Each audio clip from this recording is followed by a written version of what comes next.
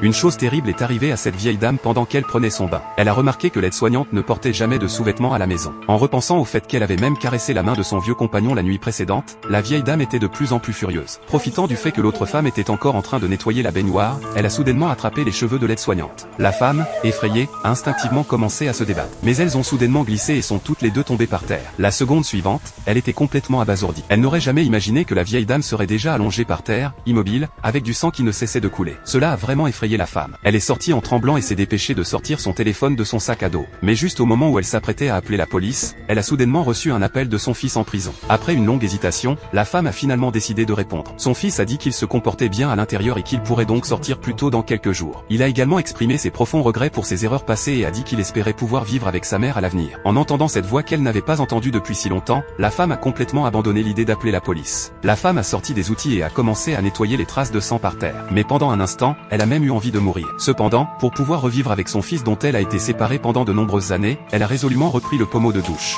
Après avoir nettoyé la salle de bain, elle a enveloppé le corps dans une couverture. Mais à ce moment-là, la porte s'est soudainement ouverte. La femme était tellement nerveuse qu'elle n'osait même pas respirer. Mais heureusement, l'homme souffrait de cataracte et n'a pas remarqué quoi que ce soit d'anormal dans la maison. La femme a tendu une serviette à l'homme en faisant semblant d'être calme et lui a rappelé que la vieille dame dormait déjà. L'homme savait que sa femme rendait souvent la vie difficile à l'aide-soignante. Après tout, personne ne voulait s'occuper d'un patient atteint de démence sénile. En même temps, l'homme a également dit à la femme qu'on lui avait diagnostiqué la même maladie. Il espérait que sa femme et lui pourraient aller dans une maison de retraite pour ne pas causer de problème à tout le monde. En entendant cela, la femme s'est mise à pleurer de culpabilité. Elle savait qu'il était maintenant impossible de revenir en arrière, mais en tant que mère, elle ne voulait pas que son fils parte à nouveau. La femme a dit au revoir à voix basse à la vieille dame, puis elle a traîné le corps pendant la nuit jusqu'à sa maison à la campagne. Elle a sorti tous les vêtements de l'armoire. La femme ne savait pas comment disposer du corps, alors elle a dû laisser la vieille dame ici pour le moment et a finalement accroché un gros cadenas. Pour éviter que le vieil homme ne s'en aperçoive, la femme est revenue tôt le matin à la maison de retraite pour récupérer sa mère qui souffrait également de démence sénile, essayant de se faire passer pour la vieille dame. Mais comment un homme qui a vécu toute sa vie avec sa femme ne se douterait-il pas de quelque chose? Sa femme, d'ordinaire bruyante, était particulièrement calme aujourd'hui, et même les bruits de mastication avaient disparu pendant le repas. La femme a paniqué en voyant cela et s'est empressée d'expliquer que la vieille dame ne se sentait pas très bien aujourd'hui. Mais à ce moment-là, un autre incident s'est produit. Le vieil homme a trouvé un long cheveu dans son repas. En voyant cela, la femme s'est à nouveau excusée à la hâte, prétendant que c'était le sien qui était tombé par accident. Elle a nié les soupçons de l'homme. Cependant, le soir venu, le vieil homme est retourné voir sa compagne. Bien qu'il ne puisse plus rien voir maintenant, il a tout de suite su que ce n'était pas sa femme rien qu'en touchant sa petite main. Le vieil homme a touché le visage de sa compagne avec incrédulité. À ce moment-là, il était complètement abasourdi. Cette nuit-là, il est resté assis dans le bureau toute la nuit. Après une longue hésitation, il a finalement appelé son ami médecin. Il ne comprenait pas s'il était confus ou si l'aide-soignante cachait délibérément quelque chose.